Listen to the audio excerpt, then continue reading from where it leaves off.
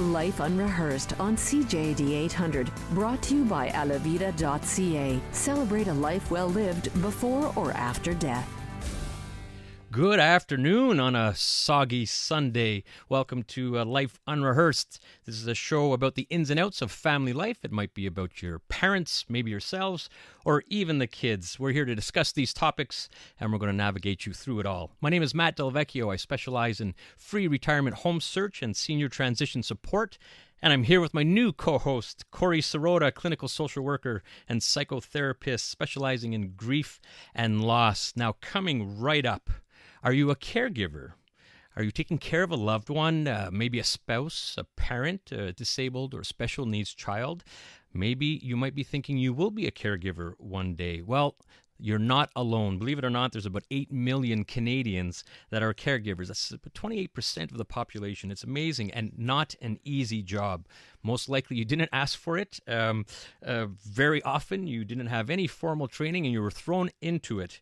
Well, we've got some help for you, and we're very, very excited to have the president and CEO of the Caregiver Network that will be joining us soon, and we also have a special guest that will be joining us in the first segment.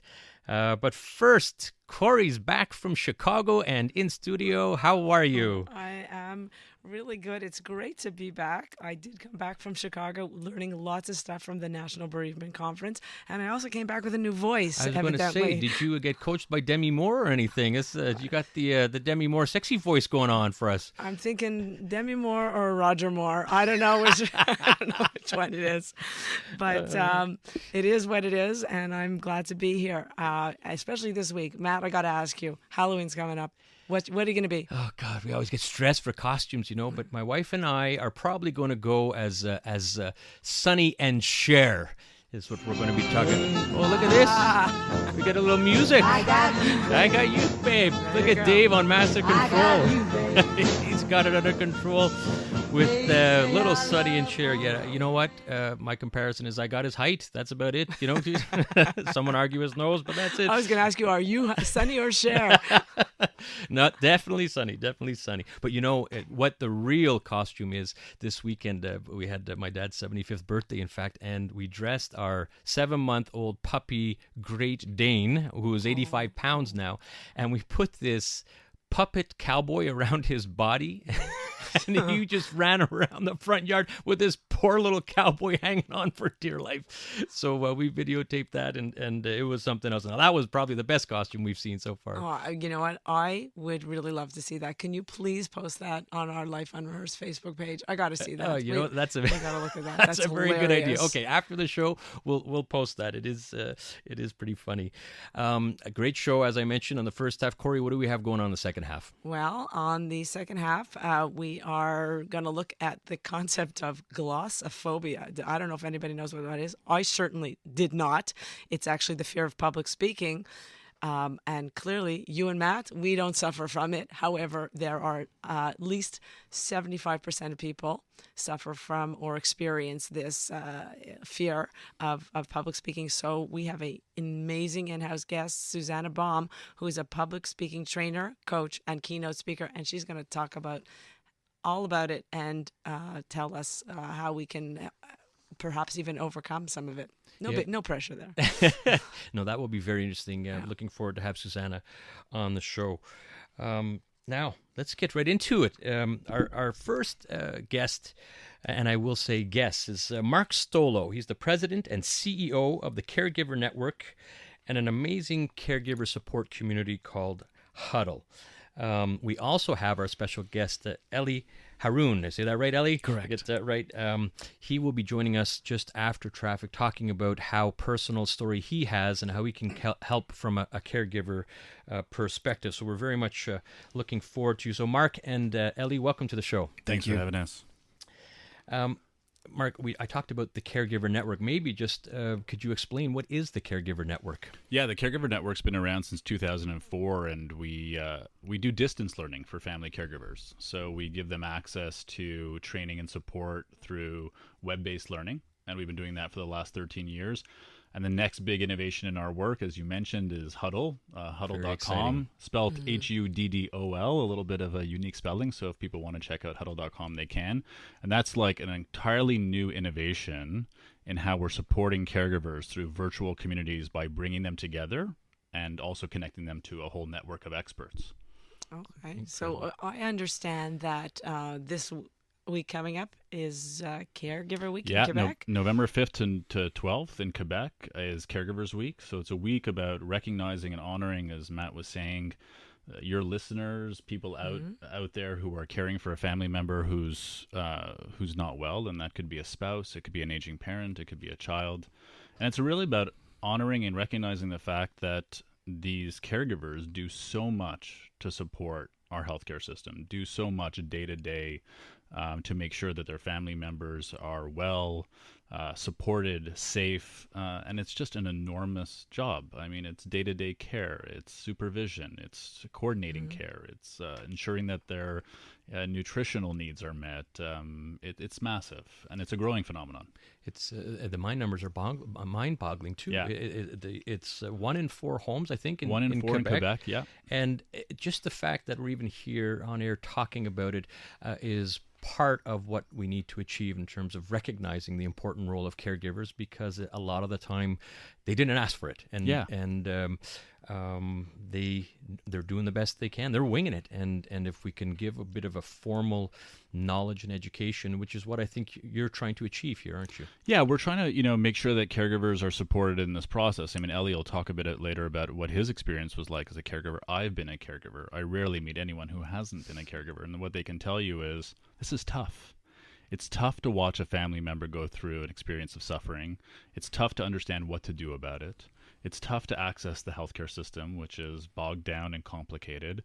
So how do we, through Huddol, make sure that they get access to a network of support when and where they need it? No wait times, not waiting around, a trusted, safe space where I can talk to people who are either in a situation like me and learn with them, or just talk to experts. Like if I want to talk to Matt about, understanding how to get into long-term care support, I can connect with Matt on Huddol, or other specialists like Corrie if I want to talk about end-of-life care. So that's really the power of Huddol, is it's this instant access to this brain trust, this big brain trust of people who know about caregiving. It's so interesting to me to listen to this and to listen to this new. I didn't even know, I mentioned to you earlier off air that I'm actually a member of the Caregiving Network and didn't realize and make the connection. It's very new. Huddol's very new. I mean, it's we launched Huddol mid-September. We already have over 1,000 caregivers in the community, about 250 professionals in the community, and it's growing rapidly day to day. And we expect, even within a few months, we'll have probably close to about 25,000 members on the platform. That's incredible. It's a huge need. There's no question that you have people listening today who just with our own words are starting to see themselves as caregivers and are realizing, it would be really helpful for me to have a helping hand, or to really better understand why mom behaves that way, or how do I help my son or even my grandchild who's dealing with a really difficult health problem. I think you're changing it from being on an island and letting people know you're not alone. Now, this is Life Unrehearsed. You're listening to Mark Stolow, President and CEO of the Caregiver Network in Huddol. We'll soon be talking with Elie Haroun about his personal caregiving experience, and he has also a couple little side stories, because we have a little mini recording artist star on our hands too that I've just come to find out about it. And speaking of Elie, I think you were a caregiver for your father, that I know it touched you personally, and you've been able to take that caregiving experience, I believe, now becoming a spokesperson, and one of the reasons why you're here today. And good for you for letting people know about this experience, and if anyone can learn about your experiences as you've gone through this, I guess, the trials and tribulations of caregiving. So hats off to you. So we're going to hear a little bit more about Elie's story and continue our discussion on caregiving. But first, we're going to head to the CJD Traffic Center for a traffic update. Life Unrehearsed on CJD 800, brought to you by alavida.ca. Celebrate a life well lived before or after death. Where there is love, I'll be there. I'll be there. I'll reach out. Little Michael Jackson. Corrie picked that one. I think that was a good choice. I'll be there. Welcome back to Life Unrehearsed. My name is Matt DelVecchio. I'm here with Corrie Sirota, and we're very, very privileged to have Mark Stolow, President and CEO of the Caregiver Network, and also an amazing caregiver support community called Huddol, which we're going to hear a little bit more about. And we're also very honored to have Elie Haroun, who I talked about just before traffic. And Elie, we're going to throw it over into your court. This is very dear to your heart, and tell us about your caregiving experience with your dad. Well, it was really my mother's caregiving experience with my father. I was the auxiliary to my mother. She became the de facto nurse for my father, who had been diagnosed with pancreatic cancer in May 5th, I remember, of 2010, and he passed almost to the day 6 months later. The last, I would say, 3 months were the critical months where there was no autonomy left. My mom had to really take over all the roles, feeding, cleaning, administering, medication, you name it. She had to essentially stop working. She couldn't afford to continue work and be absent because there was nobody to do what needed to be done at home. And so in order to help my mom, I also moved in partially to my parents' house. I would stay there more or less 5 days a week, 5 nights a week. And I would stay with my mom. And whenever something needed to be done, at least I would be there. And I also had to stop. I also had to basically stop working mostly. I had to turn down a lot of gigs. And so for a certain period of time, it was financially rough for both my mother and I. I'm an autonomous worker, so obviously, I'm my own boss, so I create my own work. So there's always that pressure, and I can't even imagine what the pressure was for my mother. So it's very overwhelming very have overwhelming that experience, and I can't even imagine how much time and how painful it is. I know from the work I do, watching someone you love slowly change, and that's been my experience. And I facilitate support groups for caregivers, and this is why this has been so interesting to me, to actually meet face to face with Mark and hear what you have created. So I understand you're involved in Huddol. What do you see as your connection? Why? Well, my connection is very recent. I met Mark through the fact. Well, I had translated something for Huddle, then I narrated that text for Huddle, and then I told him that I was so interested in. I was so touched by the cause that I decided, if you need a spokesperson, I'm more than interested, because my story is not unique at all. There's so many Canadians just like Mark and myself who have more or less the same story. So my interest is to have people discover this tool that can be so useful in managing the stress that they feel as caregivers. And the strength of it is its instantaneous ability to help. Right. As Mark said, you don't have to wait. It's at your fingertips. You can get help in various forms at your fingertips. And I think that's the strength of Huddle. And I think that's why it attracts me. And I think it also, it speaks to the fact that there are things that need to be improved in terms of, when it comes to policy, government, when it comes to caregivers. So Huddle is one way to get there, I think. You're listening to Life Unrehearsed. Matt DelVecchio here with Corrie Sirota. That was Elie Haroun talking about his caregiving experience and also talking about Huddle. We are with the president and CEO of Huddol, Mark Stolow, as well. Amazing story to hear what you've gone through. Also, I think what you brought up about your mom, very, very relevant, because it's not just one caregiver very often. It affects entire families. Yeah. If I were to ask you, Elie, based on your experience, and what can you recommend throughout this journey that you would say to someone that is about to begin this journey? Wow, that's a loaded question. I personally, very, very personally, myself, I think meditation has been the saving grace for me. I've practiced meditation for a very, very long time, a number of about 14 years, more or less. My mother doesn't. She hasn't taken that up, and I'm sure that had she had that tool, it would have probably helped her a lot. Had she had tools like Huddle to know, for example, when my father started taking stronger doses of I think it's called Dilodil, that derivative of morphine, it's very, very strong. He started getting acute dementia.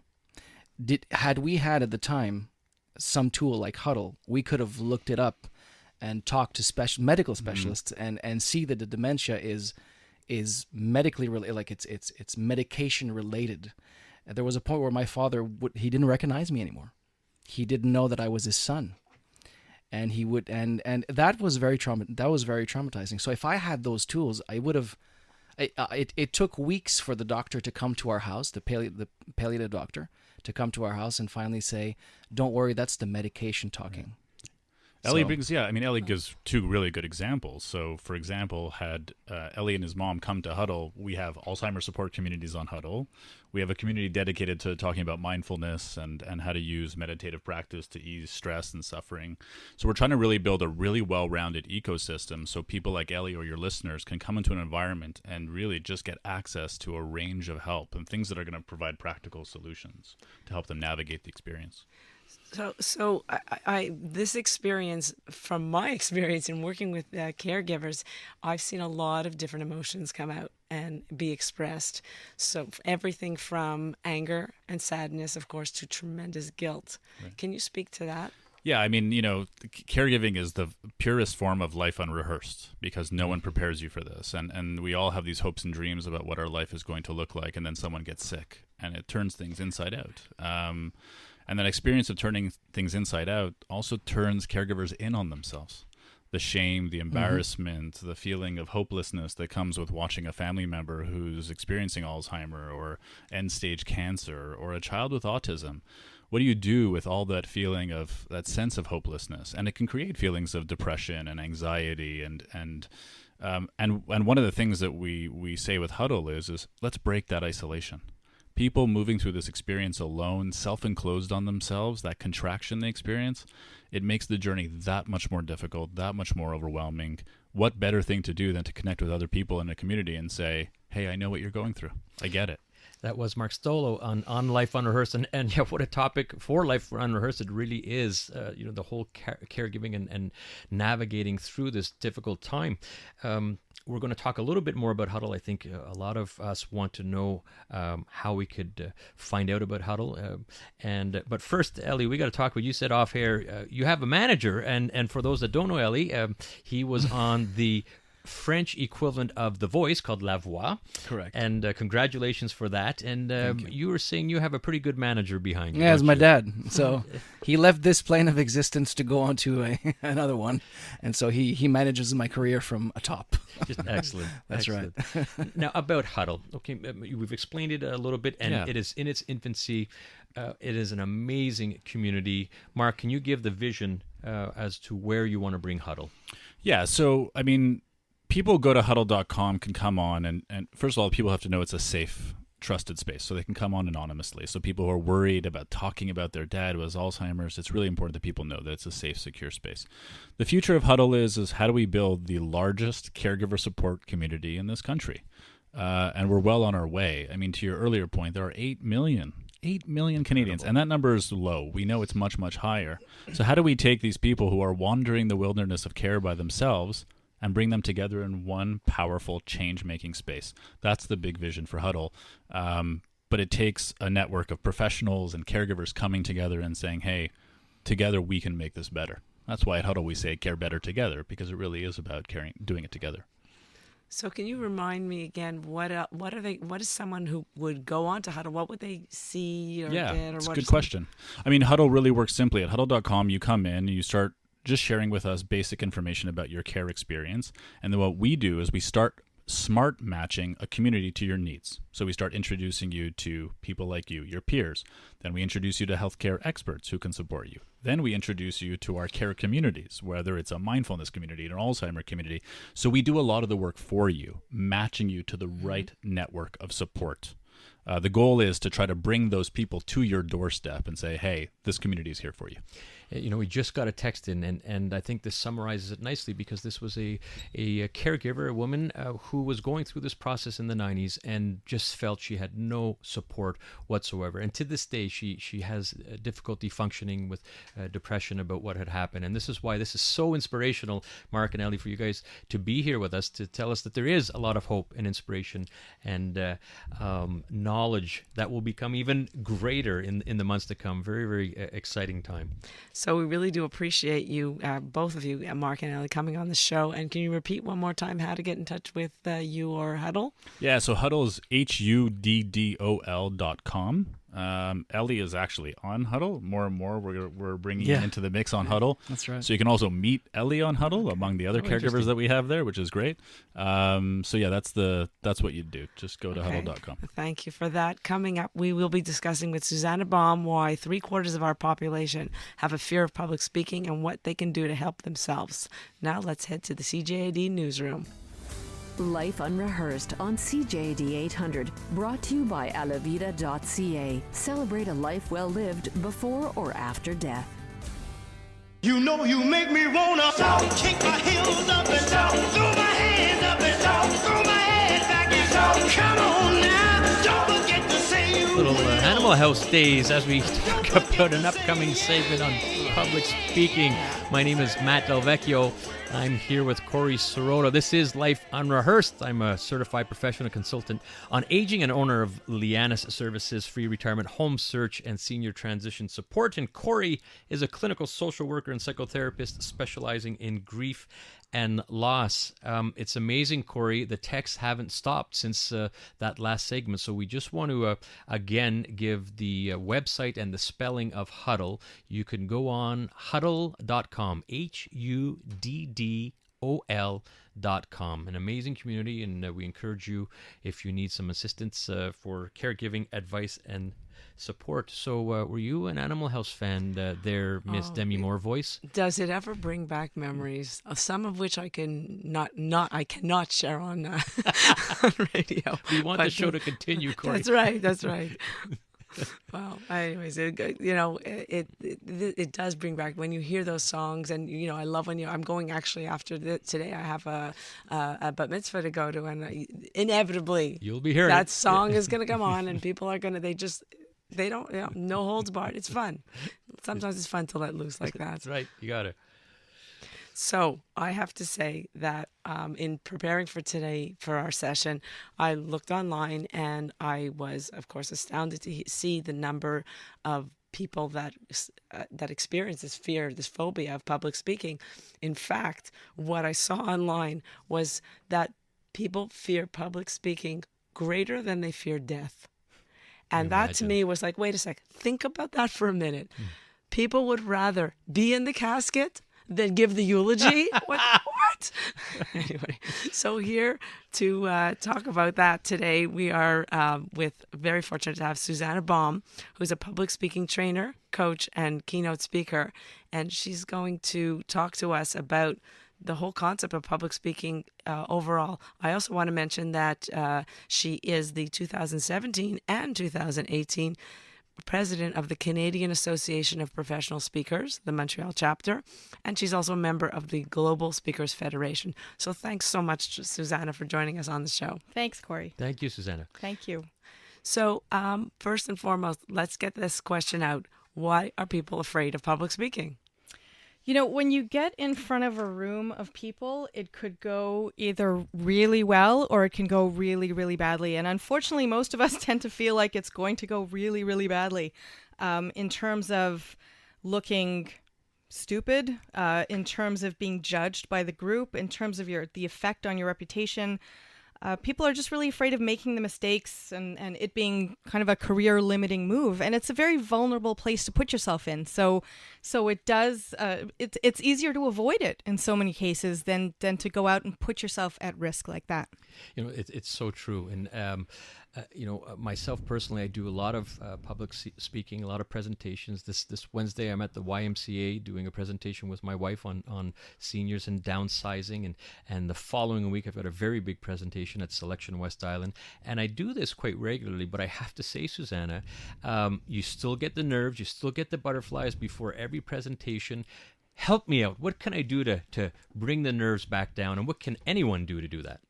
Okay, the first thing is I think it's a myth. A lot of people come to me and they say, as soon as I will feel more confident, or Suzanna, teach me to be more confident, then I'll be able to be a better speaker. But in fact, that's kind of a myth, because just as you're saying, you may always be nervous. And that's totally okay. I mean, the nerves may change depending on what you're talking about, who's in your audience, how large is your audience. So you have to prepare to have the nerves, and then prepare yourself to, what do you need to do to alleviate the jitters so that you can still go up in front of your audience and present what you need to present, say what you need to say in the way that is most relevant to them. That's really very, very sound advice. You're listening to Life Unrehearsed. I'm Corrie Sirota with my co-host Matt DelVecchio, and we're talking to Suzanna Baum. Suzanna, speaking about myths, you hear it. I've heard it so many times. Start with a joke, picture your audience naked, don't memorize, etc., etc. I'm sure you've heard them all. I've heard them all. Can you please talk about those? Well, just as you said, very often the most common ones that I hear are start with a joke. Should I picture the audience naked? You should never memorize or rehearse your speech too much because you'll be too robotic. Let your notes go and speak from the heart.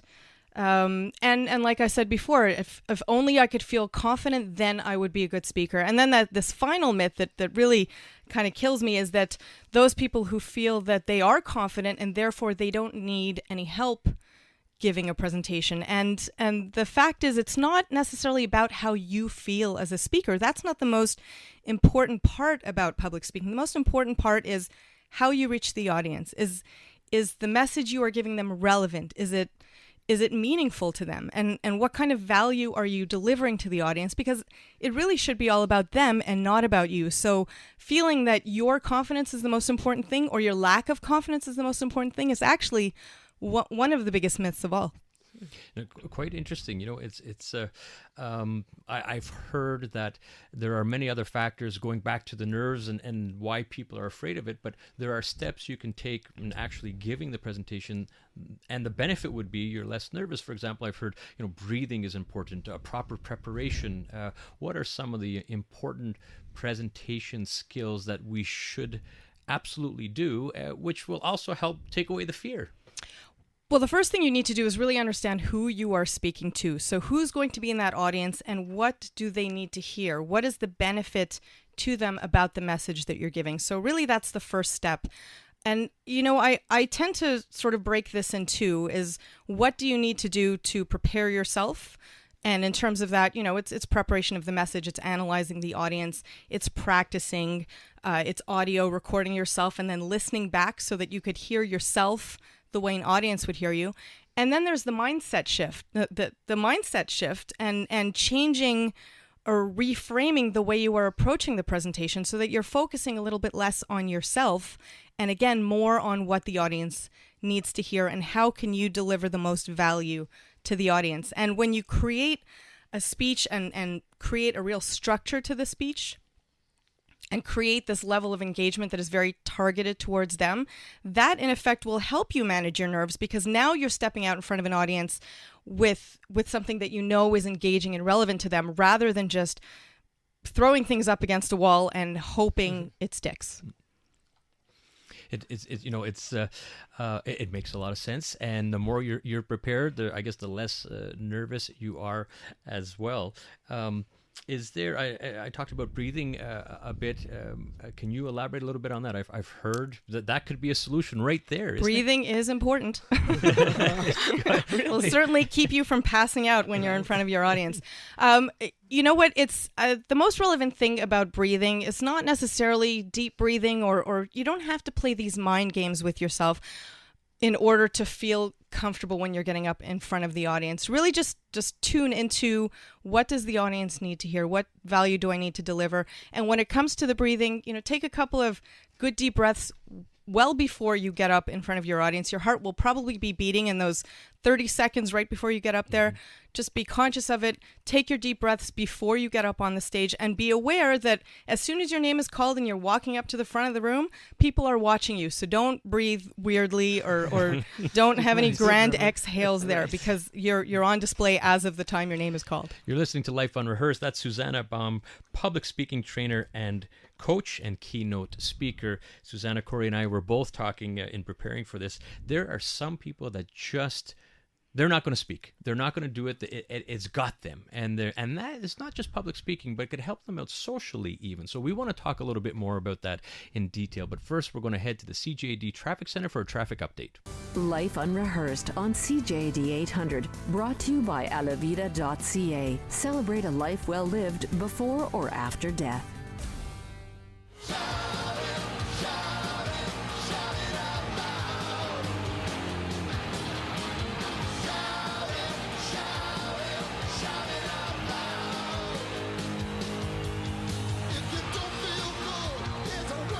Okay, then. This is Life Unrehearsed. I'm Corrie Sirota with my co-host Matt DelVecchio, and we're talking to Suzanna Baum.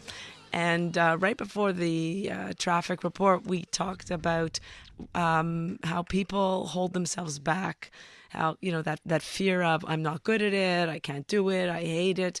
So can we please talk about how those beliefs really just drag us down? And the beliefs really do drag us down, and it's about the story that we keep telling ourselves. And what's really interesting is just last week I was having a conversation with someone, and she had said to me, what is it that you do again? Because she heard I was going to be on CJD. So she said, what is it that you do again? And I explained to her that I help people give better presentations. I'm a public speaking trainer. And she said, oh gosh, public speaking, well, God, I am just not good at that. I hate that. I need lots of help. And it just really triggered me and made me realize that this is a story that a lot of people tell themselves, that they are not good at public speaking, that they hate it, that no one would want to hear what they have to say, that they would make lots of mistakes. And I'm here to say that that's not true. And we can change the story that we tell ourselves, but it really starts with being mindful of the fact that we are convincing ourselves out of doing this. But in the process of doing that, we are not only depriving ourselves of the opportunities that can come and the positive outcomes that can come when you decide to step out in front of an audience, or decide, and again, when I say audience, it's not always an audience of many people. Sometimes it's 2 or 3 people in front of you that you're just trying to have a better conversation with them. You're depriving them of what you have to bring, the value that you have based on your experience, your background, everything that you have, and you're depriving yourself at the same time of everything that you have to share. I think that's such an important point, Suzanna, because it's not just about speaking in front of 100 people. It's about that wine and cheese or that networking event, and you only have a few people, yet you're still a bit frozen. Okay, so now we've listened to you. We're ready to go. We've got the confidence, Suzanna. What do I have to do in terms of next steps? Okay, next steps. First, you have to make the decision to say yes. Yes, I'm going to go ahead. I'm going to give this speech, this presentation. I'm going to go talk to that person. Second thing you have to do is really analyze. Again, as I mentioned before, it's the audience. Who are they? What do they need? What value can I bring to them? So again, push the emphasis on them so that you can take it away from yourself and your nerves and your self-talk story that might bring you down. Once you're ready to get into a speech, you have to look at the structure of a speech. We can say it's a very basic introduction, body, conclusion, but what does that really mean? In the introduction, you have to talk about what is the relevance, what are you talking about, and why is it relevant to the audience? The middle of the speech, let's say you take your 3 key points or 4 key points that really prove what it is that you're trying to say, and then your conclusion. What happens next? Finishing off a speech with thank you or okay, that's it it's very anticlimactic for the audience. And what's really great for the audience is to hear what happens next. If you do what it is that I am suggesting that you do in the speech, where will your life go from there? It's a little bit more inspirational, even if it's corporate, even if it's an informational presentation, ending it with the what happens next, that future vision is very inspirational for the audience. This is so great because if anyone who knows me knows I am all about the now what factor. That's Now what? And you are helping us identify now what. So what would be the next steps be for somebody who was interested in learning more? Okay, so the first thing I would suggest is go ahead first and do a lot of research on the internet. There's tons of articles about how to be a great speaker. Now, don't spend too much time there because, again, too much information. If you're really serious about getting out there and giving it a shot, and you're willing to commit yourself, joining Toastmasters is it's a great organization where you meet weekly and you practice your speeches and you practice everything around public speaking. Hire yourself a coach as well. If I work with individuals who a lot of them come to me because they have a particular presentation coming up and they really need to look like a superstar as they're giving it. So you can hire a coach if you need to get better really, really quickly. And also watch the great speakers out there. Go to TED.com or just check out the speeches that might inspire you. There are thousands and thousands of great examples out there. Okay, well, thank you so much, Suzanna. How can people get a hold of you? You can visit my website at SuzannaBaum.com. So that's SuzannahBaum.com. And all of my contact information is right there. Well, that's great, Suzanna. Thank you so much for joining us. You talked about TED Talks, and there's a bunch of them out there. I'm going to put you on the spot. If you were to pick one or two, what would you say this is one everyone has to see? Oh, Sir Ken Robinson. Why schools are killing creativity. That's one of, I actually think that's one of the highest viewed one on TED, and it's amazing because of the stories that he brings in, his humor, the way he structures this presentation with his key points, and he really leads you on this journey that leads you to this conclusion, a very, very inspiring conclusion that really involves you. He's a magnificent speaker, one of the best. One more time, what's his name? Sir Ken Robinson. Okay, very good. No, thank you, and thank you for joining us on Life Unrehearsed. We really appreciate your words of wisdom. Thank you. They will be put to good use, I guarantee it. I hope so. Well, thank you, everyone, for listening. You can catch us every Sunday at 4 o'clock, and next week we have a very interesting show lined up. We're going to have Phyllis Frost with us. She's a fitness expert, and she's going to have some ideas and thoughts as to what we should be doing as we head into the holiday season. So thank you again, and we're going to head into news shortly.